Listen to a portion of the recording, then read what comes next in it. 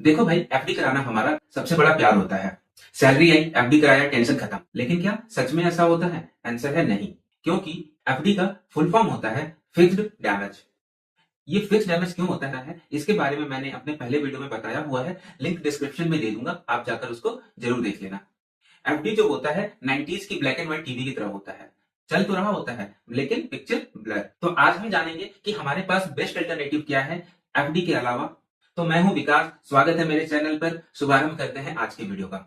Best alternative है investment के लिए कि अपने फंड को 4 पार्ट में डिवाइड करना चाहिए और डाइवर्सिफाइड करना चाहिए। ये 4 पार्ट कौन कौन से हैं, चलिए हम देखते हैं। पहला है रिस्क फ्री इन्वेस्टमेंट, सेकंड है लो रिस्क इन्वेस्टमेंट, थर्ड है मीडियम रिस्क इन्वेस्टमेंट, फोर्थ है हाई रिस्क इन्वेस्टमेंट। आज दुनिया बहुत तेजी से चेंज हो रही है और मॉडर्न होती जा रही है। उसी के अकॉर्डिंग हमें भी अपने इन्वेस्टमेंट का तरीका चेंज करना पड़ेगा और स्मार्ट तरीके से मार्केट में इन्वेस्ट करना पड़ेगा, ताकि हमारे फंड की वैल्यू बढ़े न कि घटे इन्फ्लेशन के कारण। पहला अल्टरनेटिव है risk free investment. Risk free investment वो है जहां पर कि 0% रिस्क इन्वॉल्व होता है। वहां पर हमारे पैसे डूबने की चांसेस बिल्कुल ना के बराबर होते हैं। यहाँ पर इंटरेस्ट रेट बाकी तीनों के लो रिस्क, मीडियम रिस्क और हाई रिस्क के कंपैरिजन में कम मिलता है, लेकिन हमारा पैसा सेफ होता है। अगर हमें रिस्क फ्री इन्वेस्टमेंट में इन्वेस्ट करना है तो आप public provident fund, gold bond और गवर्नमेंट बॉन्ड्स में इन्वेस्ट कर सकते हैं। यहां पर आपको 7 से 8% का इंटरेस्ट मिल सकता है। दूसरा अल्टरनेटिव है लो रिस्क इन्वेस्टमेंट। यहां पर पैसे तो आपके सेफ हैं, लेकिन थोड़ा सा रिस्क होता है। मतलब कि यहां पर मार्केट के उतार चढ़ाव का ज्यादा आपके इन्वेस्टमेंट पर इंपैक्ट नहीं पड़ता है। लो रिस्क इन्वेस्टमेंट के लिए आप नेशनल पेंशन स्कीम में, डेब्ट म्यूचुअल फंड में, आरबीआई फ्लोटिंग रेट बॉन्ड्स में, और अगर आपके घर में गर्ल चाइल्ड है और उसकी एज 1 से 10 साल के बीच में है तो आप सुकन्या समृद्धि योजना में भी इन्वेस्ट कर सकते हैं।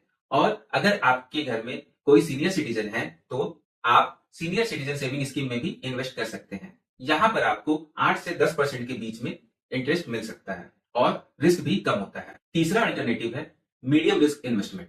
यहां पर पैसे में थोड़ा बहुत उतार चढ़ाव हो सकता है, पर लॉन्ग टर्म में एक अच्छा रिटर्न मिलता है। मीडियम रिस्क इन्वेस्टमेंट के लिए आप एसआईपी कर सकते हो, आप लार्ज कैप म्यूचुअल फंड में और इंडेक्स फंड में, और एसआईपी आप हाइब्रिड और बैलेंस म्यूचुअल फंड में भी कर सकते हो। हाई यील्ड कॉर्पोरेट बॉन्ड में भी इन्वेस्ट कर सकते हो। यहाँ पर आपको 10 से 12% का रिटर्न मिलेगा। यह रिटर्न लो रिस्क से तो ज्यादा होता है लेकिन हाई रिस्क से कम होता है। लेकिन इसमें रिस्क भी लो रिस्क से ज्यादा होता है लेकिन हाई रिस्क से कम होता है। तो हमें यहाँ पर इन्वेस्टमेंट बहुत सोच समझ के करना चाहिए और जांच पड़ताल करके ही करना चाहिए। तो भाइयों और उनकी बहनों, दिल थाम कर बैठ जाइए, क्योंकि आ गए हैं सबके पापा जी हाई रिस्क इन्वेस्टमेंट, जो कि चौथा अल्टरनेटिव है। यहाँ पर दिल भी स्ट्रांग होना चाहिए और पेशेंस भी, क्योंकि मार्केट कभी ऊपर तो कभी नीचे, बिल्कुल रोलर कोस्टर राइड की तरह।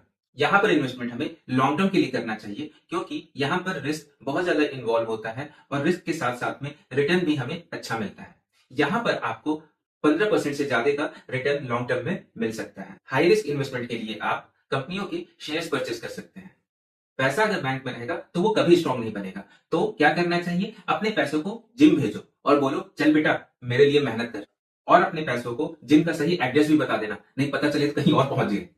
तो सही एड्रेस क्या है? Systematic investment plan, public provident fund, national pension scheme and mutual funds. FD में पैसा सुलाना बंद करो और सही जगह इन्वेस्ट करो। नेक्स्ट वीडियो में हम डिस्कस करेंगे अपना पहला इन्वेस्टमेंट प्लान हम कैसे बनाएं। सब्सक्राइब करो भाई, वरना तुम्हारे पैसे सो जाएंगे और तुम देखते रह जाओगे। लाइक करना वीडियो को और कमेंट करके बताना कैसा लगा, और आगे आपको किस टॉपिक पर वीडियो चाहिए वो भी कमेंट में जरूर बताना। तब तक के लिए